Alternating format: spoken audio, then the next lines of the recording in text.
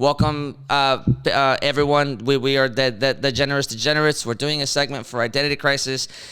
We are sitting here with Mija Listen, a podcast from San Antonio, and we were just starting to talk about kind of how we found each other.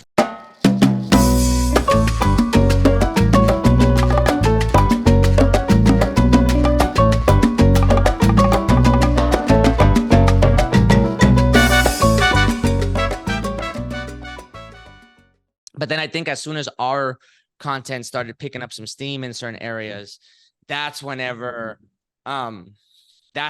people started to reach out themselves. And it was like people from out like Australia, Canada, or like the two big ones, a person from London. And then it started to primarily be the Latin American experience, like this kind of the things that they were like really interested in. Yeah. So then we started to kind of cultivate a little bit more of like content with a little bit of a theme. It wasn't our intention to start talking about that at all. I think we kind of just wanted to, we just kind of wanted to have conversations and then have like our background be part of the given, be part of the background, part of saying like they know that we're Hispanic or Latino or whatever from Houston, and they kind of know that that's our background. Part of it is because if it's obvious, or if you're Houstonian, it might seem like very normal to you. So then it just kind of goes with the territory. But then we realized that the Latin experience, which was like a big realization for us, but it was more so that like the Latin experience, or Latin people from South America, everywhere from all over the place, their migration stories are extremely diverse. And that they really traveled all over the world. So then you kind of get a lot of the same themes, but with different nuances. And that became like really fascinating to us. So we started to cultivate a little bit of a theme there. And that's kind of where Identity Crisis comes in. And that's like the perfect segue to what this episode, that's to what this episode is, awesome. is the Degenerates with Mija Listen from San Antonio. Sorry guys, there's been some technical troubles over here, but I think we've got it figured out. Gracie is here, and we are going to have a conversation about Identity Crisis, because she looked at our stuff, and she is so graciously wanted to have this conversation. And we couldn't be thrilled, or we couldn't be more thrilled. Yeah. What gravitate or what made you gravitate towards that specific side of our content in general? In general, well, I don't know, but general was specifically just when I saw that clip about you referencing Tejano culture and how in Texas it is a complete and different beast. Like we've got our pride in Texas is like through the roof, and I feel like the Tejano culture is like a subculture within Hispanic or Latino community. Like we have a completely different, and maybe it's because we're so close to Mexico, but we've got our own thing, you know. I feel like Texas is, I forget sometimes that we belong to the United States, if that makes sense. And yeah. And then I think that crosses over into, you know, blending in with our Hispanic or our Mexican American, Latino culture, whatever you want to call it. It definitely, there's a crossroads, and there's a huge community here that I think probably identify as Tejano and don't ever think differently, or, you know, don't give it a second thought. That's just what we are. Interesting. I agree with you. I agree with you 100%. Texas is I don't even know how to describe. I think there's like a certain there is a certain, what's the word for it? Like patriotism for Texas. Is that probably a better way to describe it? Like, yeah, I would say that. There's like, there's a loyalty. There's a brand there that already exists, and we really subscribe ourselves to it. There's a lot of I think whenever I travel, this is probably the best way that I can like differentiate it. Whenever I travel Yeah. to other parts of the country specifically, not like Europe or anything, like just other parts of the country, Right. the the polarization of like politics and like social things and kind of things like that is like very very very Mhm. specific, and like people are like on one side and then there's Yeah. people on the other side, and when I travel to other parts of the country, a lot of the stuff that gets said online media wise, I'm like, oh, this totally makes sense. I Mhm. understand why people are saying the things that they're saying and the way that they're saying them and how they come up with certain like ideas or prejudices or stereotypes or this and that. I totally get it. But then I come to Texas and I'm like, I I am bleeding heart liberal, super progressive, but I'm like, I like guns though. And I'm like big, like I eat meat. Like if you don't give me good It's a weird barbecue, contradiction, right? yeah, it's a problem, right? And in my mind, those things are like have a good marriage, right? Because here in Texas, we're Outside of like, Texas, though, it's not a marriage. It's not a right, match.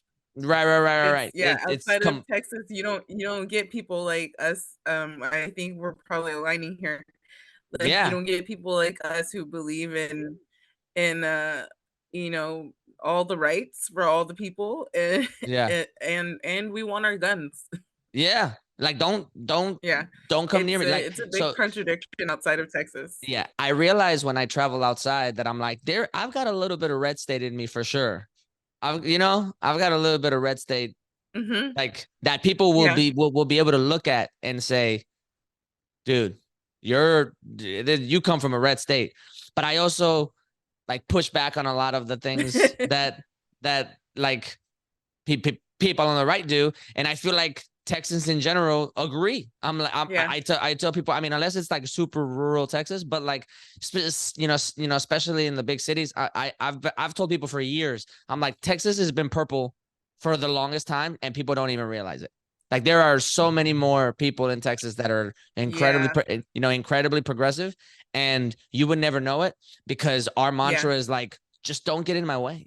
Just like let me do what I want to do. Yeah.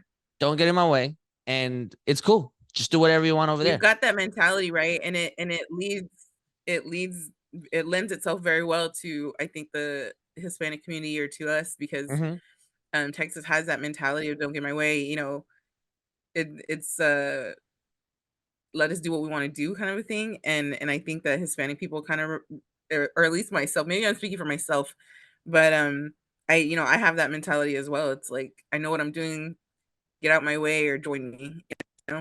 Right. Yeah, I love it. Yeah. I can't imagine like living any other way, you know? And I think it Yeah. marries itself really well to other cultures too. Like again, I'll travel and then I'll just like talk to people and I'm like, yeah, that makes sense. Go, yeah, that go do that. That sounds like a good idea. And then people are like, it's weird. Like you would never think that, somebody would say that. You would think that, you know, the assumption of somebody from a red state is that like you're very um what's the word I'm like um Conservative. yeah, but like also you're very pushy on it. Like you're gonna try to tell me like this is the way that Mm. you should be living, and this is the, and I'm like, I don't care, dude. Yeah. Like I don't care. Like just that sounds No. fantastic, you know. Mm-mm. And it's actually been probably I've talked about this before. It's been a really interesting and really great experience because I've been able to like really diversify a lot of like my friend group and like the people that I know and that and cultures that I've been able to experience because of that. Because I'm able to just sit down and say, Yeah. man, that makes sense. Like you're Muslim, great. Like tell me about it, and like that sounds fantastic. So long as you don't tell me that I got to do that too, you know. Um, and Yes, very it much so. you know It's like this is me, this is what I'm about, this is what I believe in. yeah, Um, and you got your own stuff, that's cool. I'm not gonna put what I my stuff believe in on on you. you, you don't put it on me. That's Yeah. yeah. It is And I'll you know, and I'll sit there and as long as it's not anything crazy, you know, immoral or anything, like yeah. I will support you. Do what you Yeah. want to do. Yeah. Yeah. Yeah. So how do Yeah, you that's you exactly, and it's funny that you say purple because I feel like that's kind of the definition of the purple state, right? Or for yeah. me, that's what I think about anyways. Yeah, But yeah, I will yeah, say yeah. that you're from Houston, I'm from Houston. It was a culture shock. That's not entirely what the general mass believes here in San Antonio. It's a Oh, little different, really? and that's what I told you before. Is like, yeah, it was a little bit of a culture shock for me when I got here. I was like, Wow. yeah, it was a little different when I got here. I was thinking like, I don't know, for example, Juneteenth, right? In Houston, growing up, I know what Juneteenth is. Yeah. That's a big celebration for me. Well, not for me, but for my friends, Yeah. and that's a big deal. And I went to school in Fourth Ward. My school's not there anymore. My middle school is gone, but they've gentrified. But I went to school in Freemanstown. Like I know that's important. Um, no, they're partying over here, dude. Like, COVID had taken away Fiesta. I don't know. Do you know what Fiesta is here in Yeah, yeah, San yeah. Antonio? Yeah. I like the Yeah, so it's like this 2-week long. celebration, yeah, festival. Oh, it's like a 2-week long party celebration. Yeah. Yeah. COVID had taken away that, of course. The local government decided to move it to Juneteenth, and it ended up crossing over or happening on Juneteenth. And I thought that was incredibly disrespectful. No one gave it a second thought here. Right. Um, Interesting. just stuff like that. It was just like, San Antonio's got its own culture. Very, very big on Catholic community here because of the missions and the history and everything. Yeah. But it's I'll just say I think that San Antonio in general is a little more red than purple. Interesting. Interesting. Interesting. Definitely, Yes. definitely more so than what I was used to growing up in Houston. San Antonio definitely has the biggest tourist trap in Texas, without a doubt. Yeah. Yeah, oh, Yeah. for sure. Yeah. Yeah. The Alamo doesn't make any sense at all.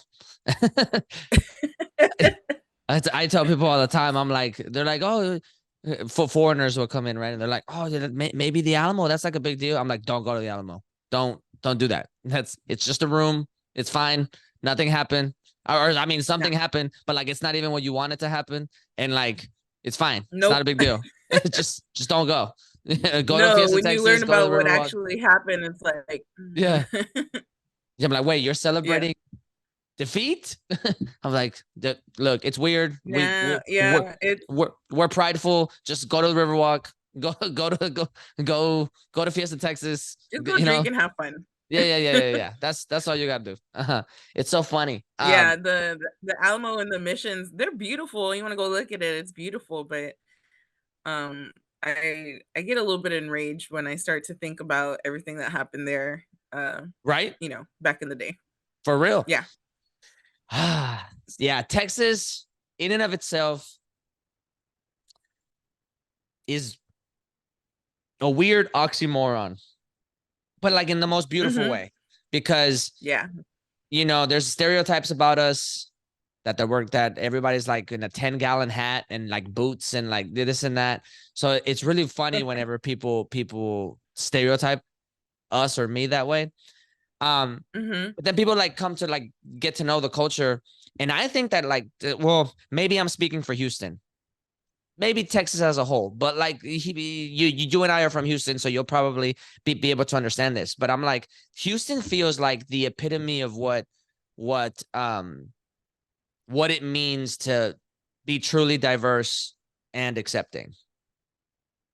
I like that. Yeah, I agree with that. Mhm. It feels like we really are the shining example of what it means to have a lot of cultures all at once. And I don't say that in as a dig or as a insult to New York, because New York is fantastic. I love New York. No, I don't see Um it that way at all. yeah, but for some reason in Houston, it feels like it is a shining example of what it means to have a lot of cultures all at the same time, what it means Mhm. for all the cultures to kind of be in celebrate their culture in their own way without anybody else getting in the way, and and not ever feeling like somebody's taking space away from you.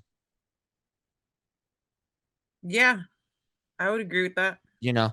Um, of course, it's I would not agree with perfect. that. It's not perfect, but you know, to your point No. about like Juneteenth, like I knew what that was, and I never got in the way of it. And I'm like, this is fantastic, Yeah. right? And then like Dia de los Muertos will happen, and then there's like this big thing, and people are celebrating. People are like, I, it feels like a very authentic and not performative kind of way.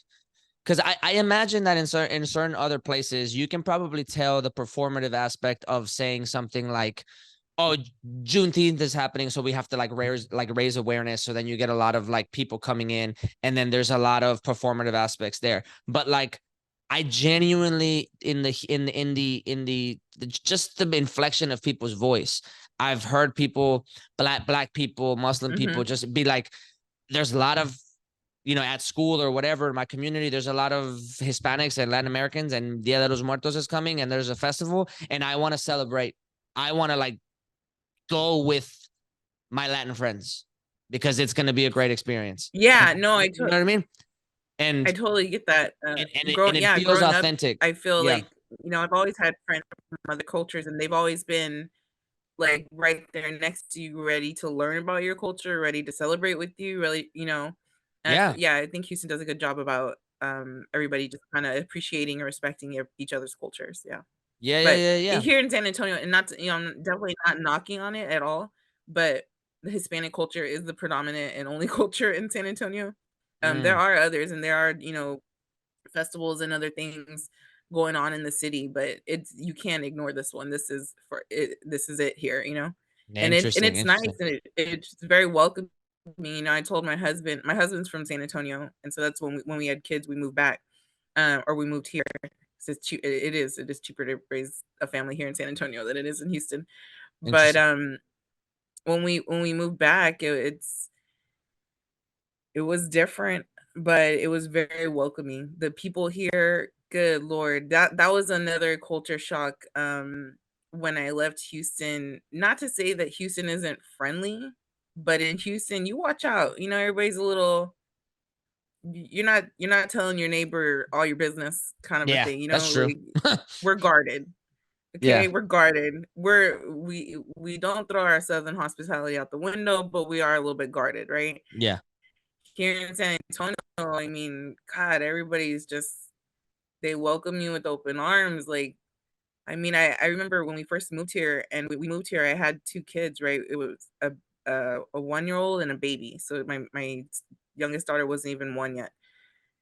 And I was home alone, and I heard the trash cans, and I heard movement, right, like, outside our house. And I was like, "Oh, what the fuck?" Like, immediately I'm like, I go into On like, edge. I'm Yeah. gonna have to kick somebody's ass mode, right? Hmm. And I realized it's our neighbor from across the street just being a freaking nice neighbor, coming over and, like, taking the trash out for me. He's like, "Oh, no, you got the babies, don't worry about it, I got you." And he That's was, like, wild. putting the cans out for me. Huh? I said that's wild. That's crazy. Yeah, like, that would never happen in Houston. I would never do that in Houston. In Houston, it's like, "Oh, no, man, you're Yeah. not going on somebody's property without them Yeah. knowing. Hell no." Like, I, but over I, here, I was like, "Damn, that was wild to me." I, I would walk outside and I'd be like, don't touch my stuff. Yeah. Like, what are you doing? Yeah, it's funny for the first couple of years here, everybody would be like, "God damn, why she has so much attitude, or why is she this, or why is she that?" And literally the answer everybody, especially in the workplace, would be like, "Oh, she's from Houston, don't take it personal." I'm like, I love that actually. "I'm gonna That's start taking it personal." I'm like, "I don't yeah. have an attitude. I'm just like you crossing boundaries though, you're like it, Yeah. it was different. It was everybody's just I actually um love that. I actually love that example because it really like exemplifies that like Houstonians don't like taking shit from people, and no, and and no. and aren't afraid to say it, right? This is No, no, I got yeah, that's something, everyone here in San Antonio, family, people I used to work with, or, just people that were new to me, they're just, taken aback by how outspoken I am, and it's oftentimes looked at as, an attitude or, something negative, where in my mind, I don't think there's anything wrong with what I'm doing. I know I'm not upset, I'm just voicing my opinion, or and, setting my boundaries of like, "Hey, thank you, but I got it. I'm good." Like, Yeah. I can do that Absolutely for nothing myself. wrong with what you're doing. Yeah, I don't think Yeah, there's anything wrong with what I'm doing. I'm just like, yeah, no, I know absolutely not. "You And I guys tell get people, y'all's feelings hurt because 'cause I'm letting you know I can do something on my own." Like, right, right, right. And that's another thing when it comes to the gender thing, right? Like it's I've grown up in Houston. mhm, I gravitate towards like very assertive people because I think that Houstonians, by and large, the baseline is pretty assertive. And when it comes to women too, I'm like I have been around opinionated, highly vocal women all my life. I don't see it as a threat. I don't see it as a like a sign of dominance or anything like that. It's just women voicing their opinion and doing what they need to do to make sure that they get their point across. And what's the problem? Like why so whenever I go other places and there is that criticism or women don't act like that, I'm like, why not? Do it. Say something. What's the worst that's gonna happen? What's he gonna do? you know? And I feel like that's a very Houstonian thing to say. Or maybe Texan thing to say, I would say at first, but maybe realizing it now it's Houstonian. Oh, I think oh yeah, yeah, yeah, yeah. Okay, sorry, Houstonian, sorry, sorry, and sorry, sorry. I couldn't hear you what's for a that? second. And I was like trying to make sure that everything's good. Oh, okay. No, we're good, we're good. But yeah, that's funny. I forget it sometimes, and my daughters still have that in them, even though they've grown up here. Good. Um, they're they're yeah, I gotta remind people in the family sometimes. I'm like, "Hey, nah, let her say what she wants to say." Yeah. Yeah. It's so crazy. I remember your message to me the first time. I think you commented on one of or maybe I don't remember exactly whether it I was a think I DM commented, yeah. or a comment or whatever. But you're like, I totally agree. I identify more as Texan than I do as American sometimes, Hispanic. And to your point earlier, you were talking about how Texans it's very difficult to understand Texas without the lens of Hispanic culture because we're so close to Mexico and it's played like a huge part of it, and to the point where Mhm. you even forget that you're part of the United States. It does feel like its own little thing, Yeah. its own little like entity. And to me, it's a double-edged sword because on one end I'm really proud of that. On one end I'm like, yes, like my culture contributes to the culture here. It goes hand in hand. It's probably synonymous with what you think about, even though you're thinking about it as a Texan thing. I don't think any Mhm. Texan anywhere in Texas would be able to not describe their culture as like having something to do with tacos or guacamole or tequila or or Yeah. Mexican beer or things like that. Like our culture is embedded into this land. Mhm. And the other side of that sword for me is that sometimes I get really sentimental because the disdain for Hispanic people, especially at the border, Mhm. becomes a very visceral part of the dialogue. Not maybe not in Texas, but the dialogue in the country. Like it becomes a big talking point whenever it's election year and things like that.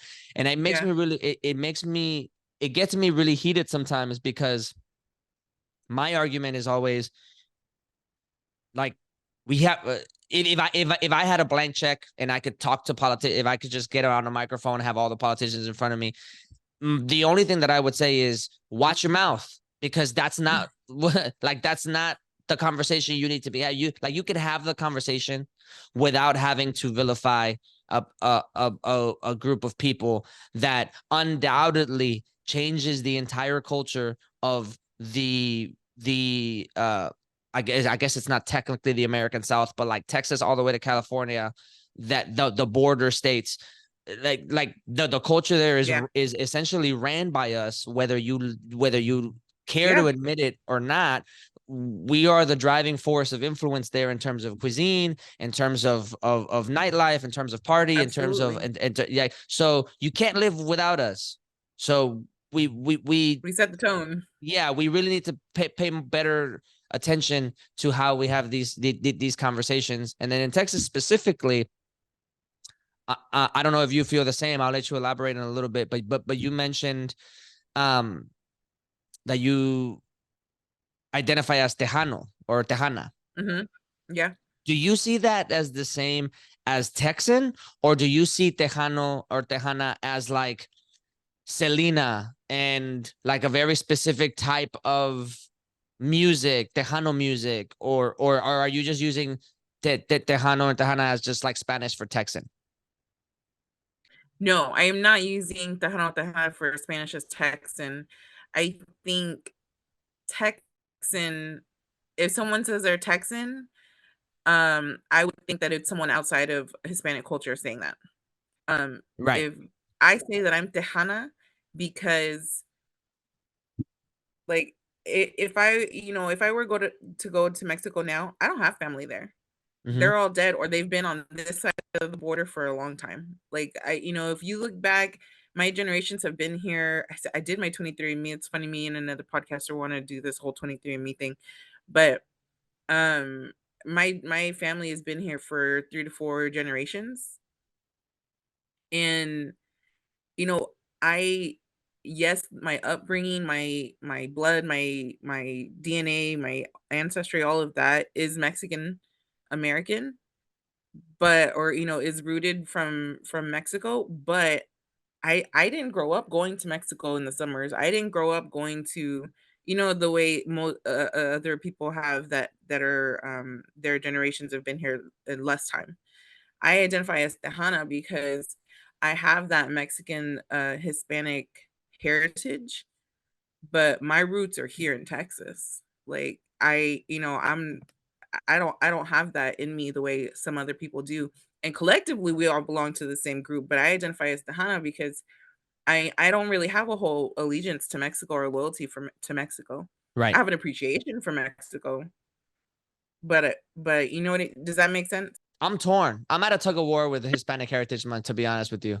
I Um, am, but I've settled on accepting that it's an opportunity, uh, you know, to learn more about myself, about our culture, and then also because I have kids now, um, to make sure that they're learning as well, because then that goes into a whole nother topic of yeah. But that's a good point, though. Is I don't have children, but I want to have children one day, and one of the things, what I think one of the okay, so this goes back to the podcast. When yeah, we started our podcast, we just wanted to sit down and have conversations about culture and the things that were happening in the country. And we wanted to try to be funny and we wanted to try to be entertaining. And then as we kind of realized that our identity played a huge part in our perspective, and yeah, identity crisis kind of came about, we realized that we are all kind of sharing this struggle. And by we, I meant like the people in the room. But then we also realized that there's other people outside of us that are also going in, through this same struggle of that tug of war with identity, right? How to be as a proud American, but then how to like play tribute to your roots and your heritage without it feeling like you're not being respectful of America. And there's a lot of nuances there. There's a lot of like there's a lot of race things that kind of play into a role in it, and who gets to write, who predominantly drives the narrative of what America is and culture in America is, right? Which is a very complicated conversation, but we're in there somewhere, and and the conversation needs to be had. But the other like down the line part of this conversation is that if we don't have this conversation, then our kids end up with the same identity crisis, and their kids end up with the same identity crisis, and and it just keeps becoming a revolving door. So I think the biggest thing that we're realizing with trying to put this segment together is, what is the best point of entry for this conversation, and then how do we create an incredibly poignant and powerful statement about belonging specifically, and how to make our kids feel like jump into this conversation without having to deal with the struggles and the pushback and the blowback that we've already felt, and them walking in saying like, no, I feel like I already belong, and I feel yeah, like I am incredibly grateful for the people that came before me. I feel incredibly curious and inquisitive about where exactly I come from and cultures in general. And I also feel incredibly empowered to take the culture in whatever direction that I want to take it in. Because I also think that that's the other part of this conversation, is like the traditionalist versus Yeah. the I guess the progressive, right? But like not in the like a political term, more in the like Yeah, yeah. future, In our yeah, yeah, yeah, future generations kind of way. yeah. Um, so that becomes a very important struggle, right? And or sorry, that becomes a very important conversation because there are so many factors that play into that, right? You know, uh, that goes all the way into like, do you date other Hispanics or Latinos, or what happens if you date, what about Afro Latinos, and what happens if you date, if you fall in love with a white person, and or or a mixed person, or and how does that play, and so you brought in a very good point about children, and I find it incredibly an incredibly powerful point, and a very very very um important thing in my mind is preserving culture, but also like encouraging the next generation to feel accepted first of all, but also feel like when the you know symbolic torch gets passed down, that they really do have the freedom to take it wherever they want to take it, Yeah. and to not feel obligated to stay in the place that it's at. So Yeah. Man, you summarized that so well. Um, it's been a big cornerstone of my podcast. My podcast is called Mija Listen, and it's because I came to a point in my life where I was questioning myself as a woman, as a mother, as a wife, as a daughter, as all of that, and there was a lot of um looking back, wishing I had learned the lessons from my mom. There's a lot of looking forward, making sure I'm teaching my daughters the right lessons. right, And a lot of that is, my struggle with my identity within my culture has led me to where I am. And obviously I've voiced all over my podcast and this episode mm-hmm. as well how I feel and what I identify as. Um, but my journey that led me there, I didn't always feel this way. I did feel insecure in my growing up in my culture. I did feel lost and um not always accepted. And what led me to here was just finally letting go of all of the expectations and labels and things like that in our culture, and like what you said, kind of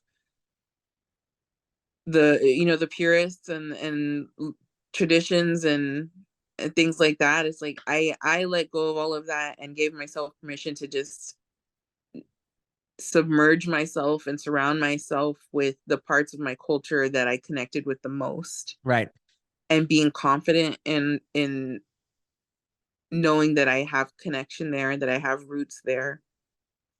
And I think that's the answer. I think right, at least what I'm going to do with my kids is encourage them, involve them, educate them about our culture, our ancestors, about Mexican history, Texas history. Um, I do feel very strongly about what went down between Mexico and Texas and how that played. It's not always uh it's not always the popular opinion, but all I can do is teach my kids how to identify with what they feel, and then yeah, they can decide how they want to be identified as. The country, other people, everyone else is always going to call us something, right? It's right. not they call us what we feel we are. We have to make peace with that at some point, I think. Yeah. Yeah, I think the incredibly important part for me, and I think it goes without saying whenever you're talking, or maybe when I'm talking also, is that there needs to be an unapologetic and unashamed like inflection in our tone whenever we're talking about it. Right. Um because of the stigmatization of like the othering, the others, right? The polarization of media and things like that. Um, but it's also incredibly important to me, to your point about like deconstructing your identity and realizing like, oh my God, like why am I feeling like I don't belong here or I don't belong there? Um, what really gave me the ultimate confidence Mhm. was the idea that I wasn't burdened nor um what's the best way to put this? I did not feel burdened by tradition. I didn't Mm. feel like it was my responsibility to uphold tradition. I Yeah. understand why people uphold tradition. I understand how that's a very powerful thing and it keeps Mhm. you connected to people and generations and things and grandmother's tears and grandmother, I understand all of that 100%. However, I like culture is extremely fluid and and in my mind I am no less Hispanic or Mexican or Latino or whatever than the other person than any other person simply because I decided to take uh what I feel my culture is or can be into a direction that I feel is a healthier place because Absolutely. because wh- whenever you say something like you have to uphold tradition, you're also saying that you are keeping a lot of the things that are not healthy. You're not changing. You're not Right. evolving. Right. So then you have things like machismo, or you have things like certain religious practices that are really weird and like not like don't make any sense. You have a lot of um uh lot of like customs and gender norms and so there's like a lot of things that when you streamline down and you put it into a 21st century lens on, you're like, why? There's no reason to do that. There's no reason to hold on to that part. I can hold on to the fact that I can say proudly I'm Mexican American. I can say proudly I'm first generation this, right? However you want to say it, you can say it proudly and it doesn't make you any less to then say, but also like I don't demand that my wife make my plate for me when I after I like I can Yeah. let go of that, right? I don't Yeah. demand that like my daughter gets treated a very specific way and my son gets treated differently. Like there's no reason to keep that, right? So there's a lot of things where I'm like, yeah, I think we could take it, even as simple as like I like, and this is a personal one for me. I don't subscribe to um like blood over everything, like in No. like in terms of family, right? There are plenty family members that I'm like I could do without you, bro. Like Yeah. it's cool. Like I don't owe you anything, absolutely anything. um but there are certain frames, like lines of thinking, that are like, no, that's your family, that's your dad's this, that's your mom's blah blah blah. Like there has to be a certain amount of respect. I'm like, respect is one thing. Respect is easy, but feeling like an obligation to having to like acquiesce to certain people whenever they don't contribute anything to our personal lives and vice versa. Like I don't contribute anything to their life either. They shouldn't see me that way either. Right. Yeah. It's not like I'm bashing. It's like, no, no, no, no. This is like a two-way street here. Like Yeah. there's absolute Absolutely. we are not in a like uh co-functional symbiotic relationship. We're just related. That's it. Yeah. And that's fine. It doesn't have to like go past that. Um so there's a lot of tradition. No, I agree with you. I think when people say like, "Oh, we have to uphold tradition, we have to, keep all of these things," it's like, well, you're not the same person that established the as you're not the same as the person that established those traditions Right. with, right? They've evolved, you've evolved, traditions have evolved, people have evolved. We're going to continue to evolve. It's fluid, like you said. So I don't think, I think our labels need to be fluid as well. Right. I, I agree. you're right. It's like yes, let's uphold our traditions. Take the Los Muertos for example. Let's make our ofrendas. Let's remember our people. Let's, teach our kids and future generations about all of that. Um, but know that it doesn't have to be the exact same way. Know that you can honor people, remember people, you know, in your own way, whatever feels right to you. It doesn't have to Right. be exactly the way people did it, 10 years ago, 20 years ago, however many years ago. All of those things change differently. We change constantly. Mm-hmm. Why would we think that it has to be done a certain way to still be considered true? Right.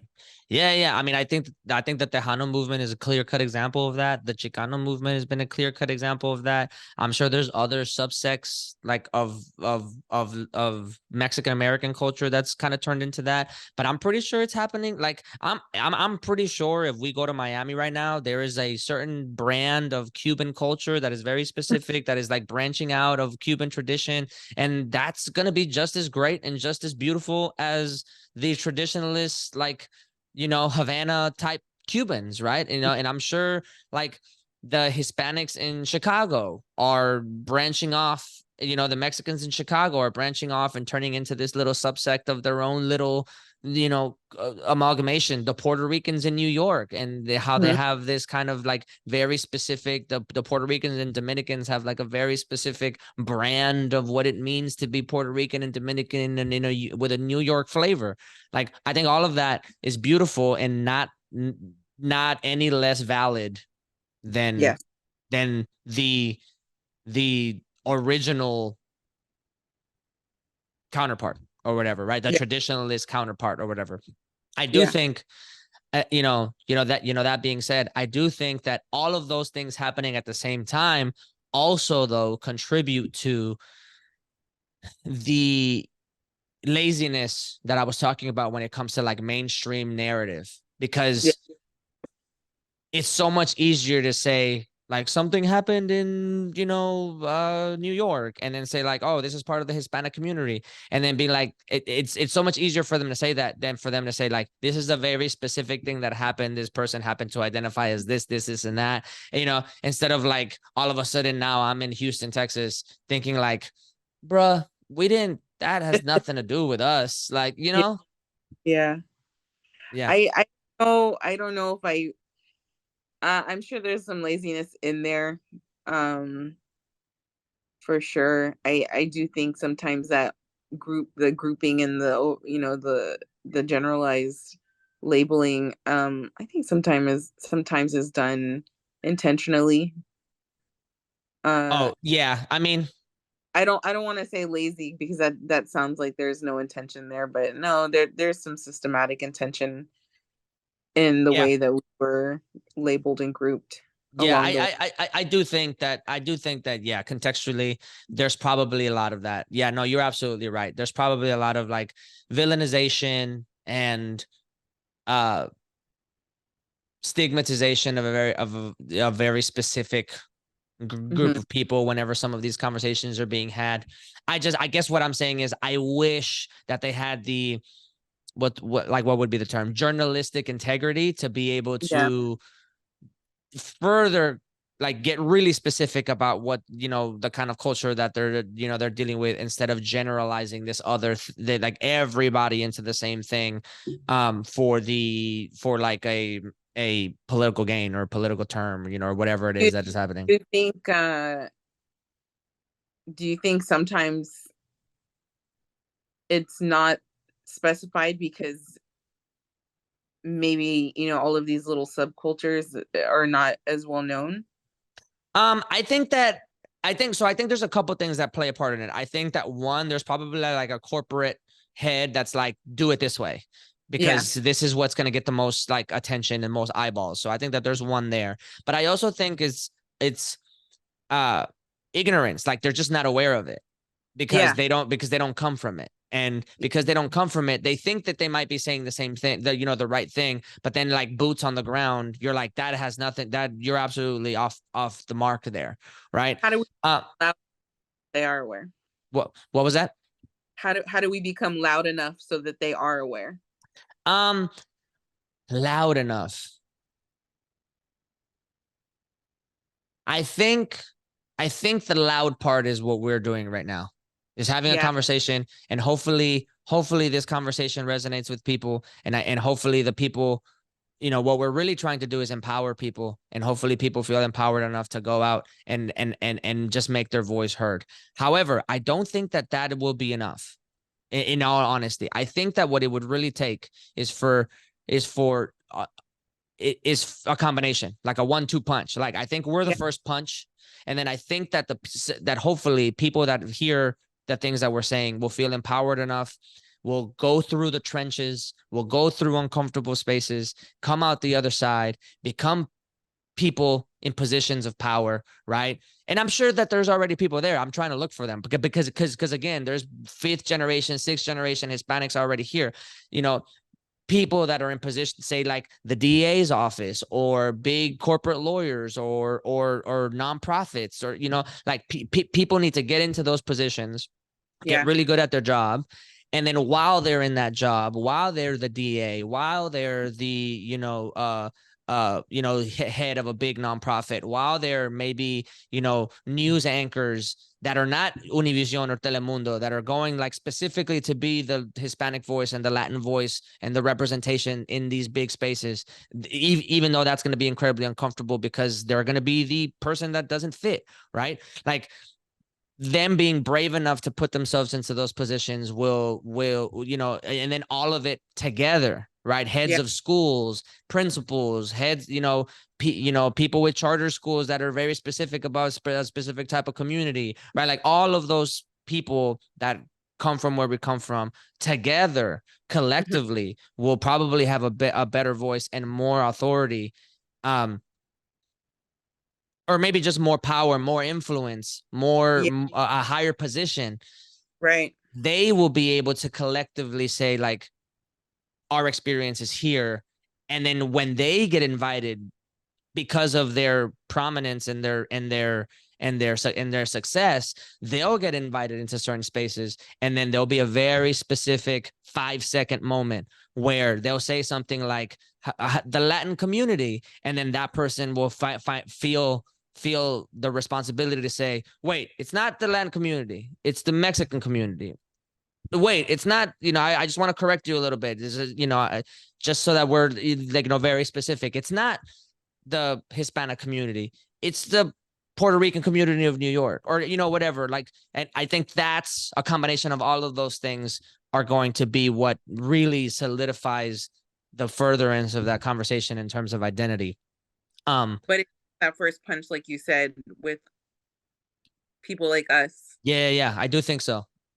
um, and everyone. And I do hope that that is my.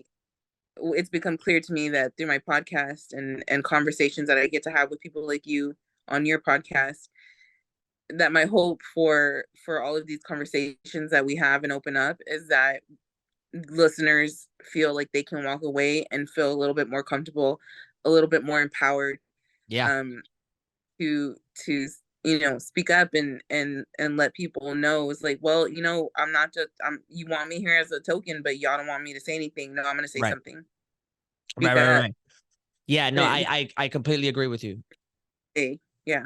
Yeah, no, I completely agree with you. I think it wasn't our intention at first, but I think now that the more we keep doing it, the more we keep having these conversations, the more I'm realizing that I've been fortunate enough to have experiences that have led me to be very comfortable, very, like, led me to be very confident, led me to find my own version of success without identity, but Yeah.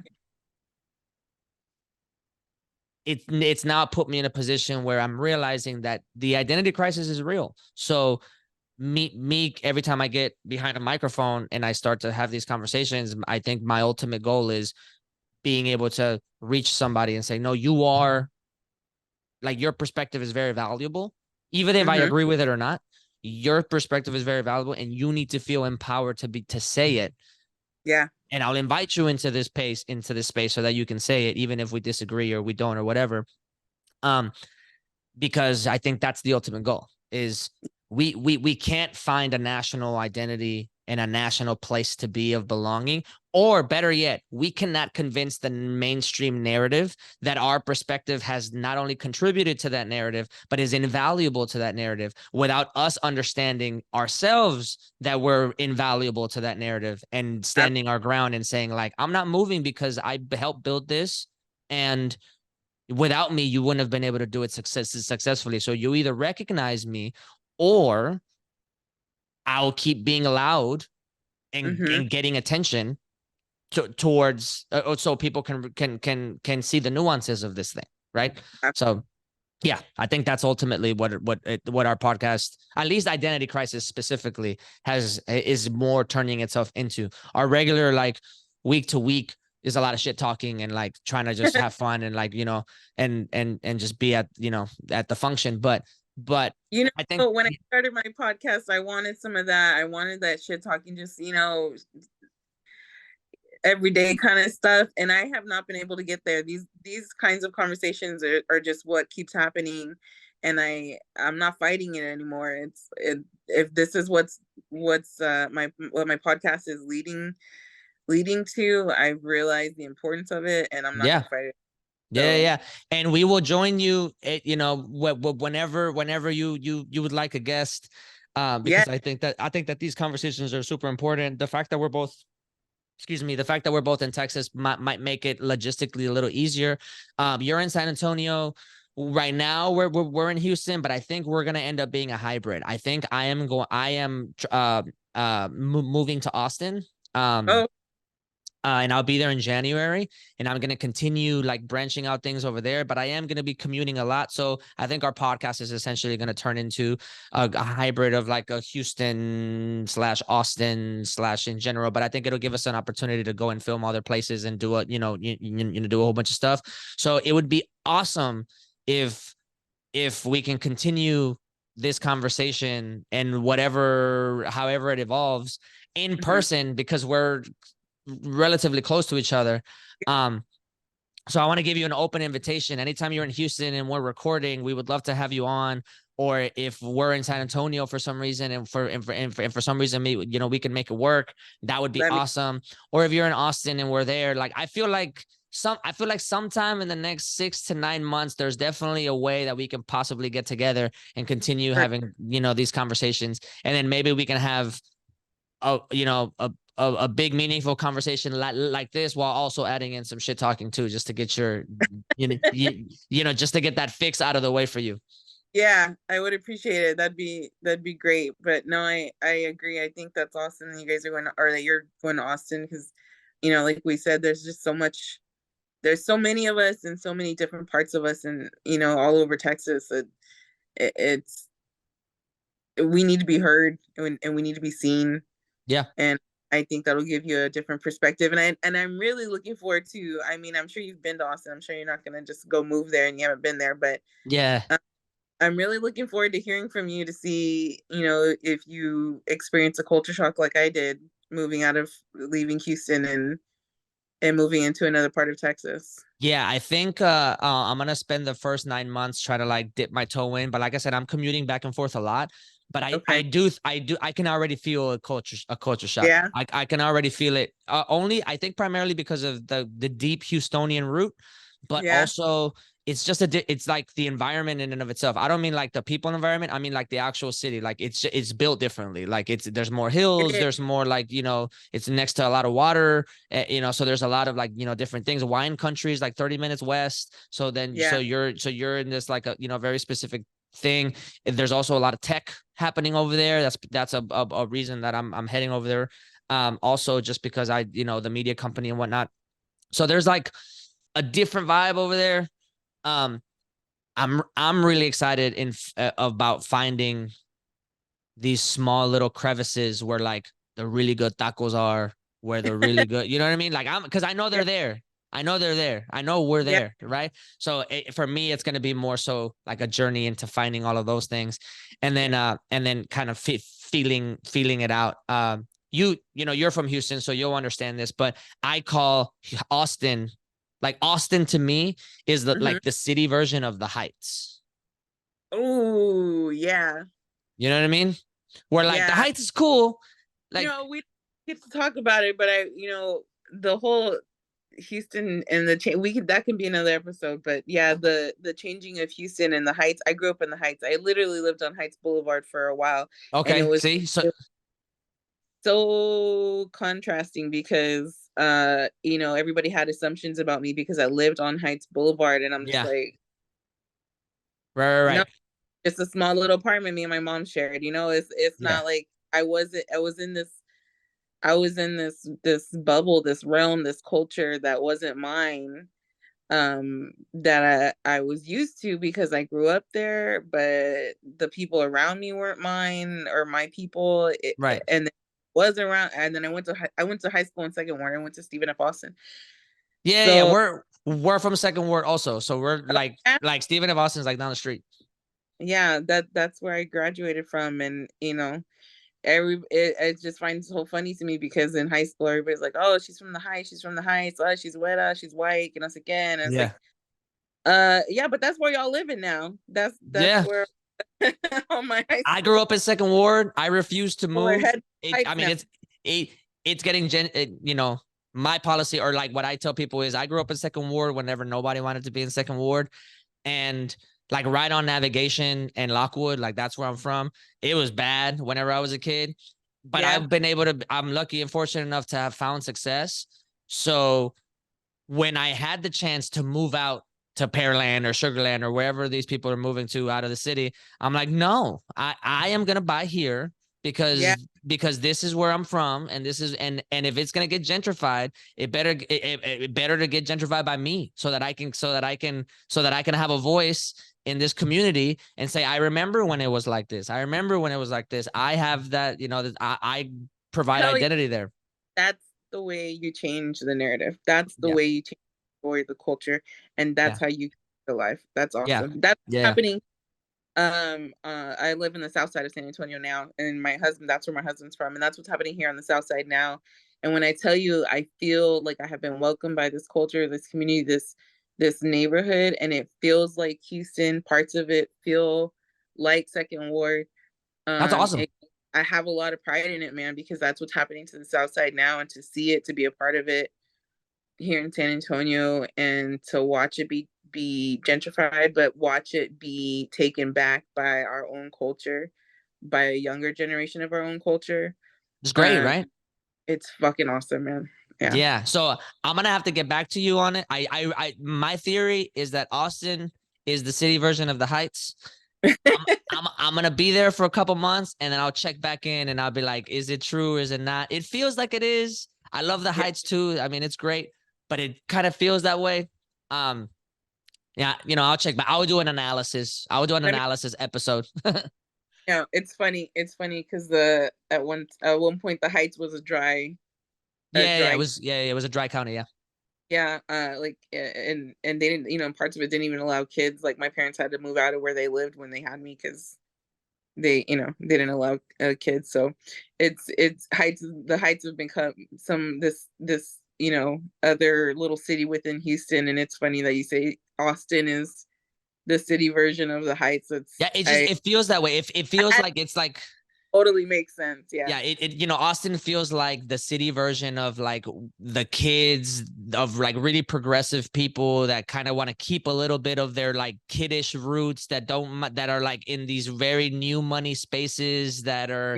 that are okay with like raising their children very differently and very weird and stuff like that, and but also have like a sense of pride, but they're not afraid of like branching out, and there's mostly new money, and it's things like that. Like it feels like that.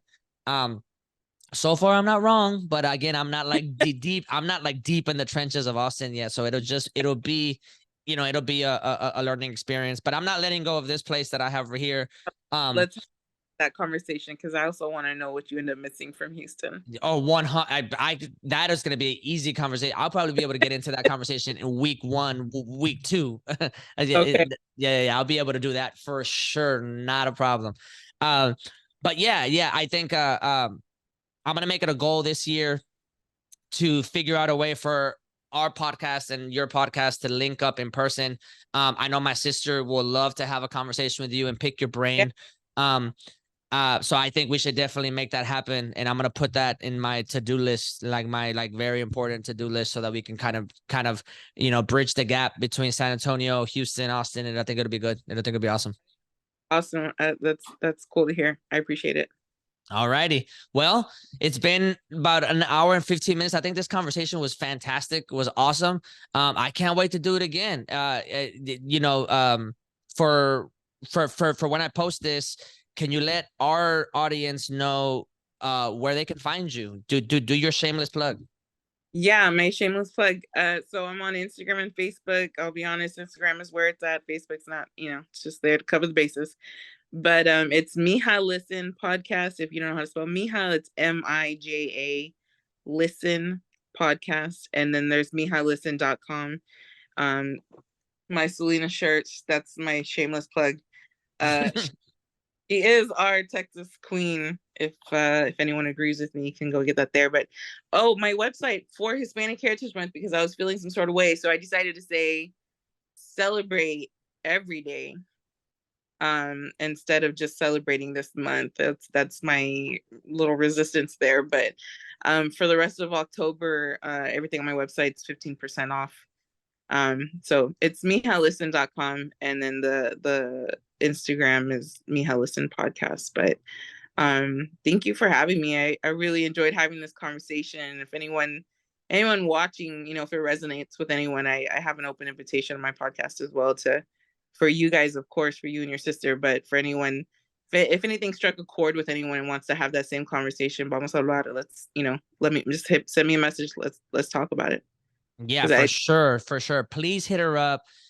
She's an incredible conversationalist. Those conversations need to be had. Absolutely. Hit us up too. At like, subscribe, all our stuff. We're gonna be posting clips of this soon, and we're gonna be kind of dishing it out on all our platforms. We're everywhere: Facebook, TikTok, Instagram, YouTube, Spotify, the whole nine. Forgive us if things go a little slow. We're doing this all on our own, so it can be a little bit challenging throughout the week with all the stuff that we've got to do. But we really appreciate your ears. We really appreciate your views. Thank you so much for watching. It's been an incredible conversation. Gracie, until next time, thank you so much. Yeah, you're welcome. Thank you, man.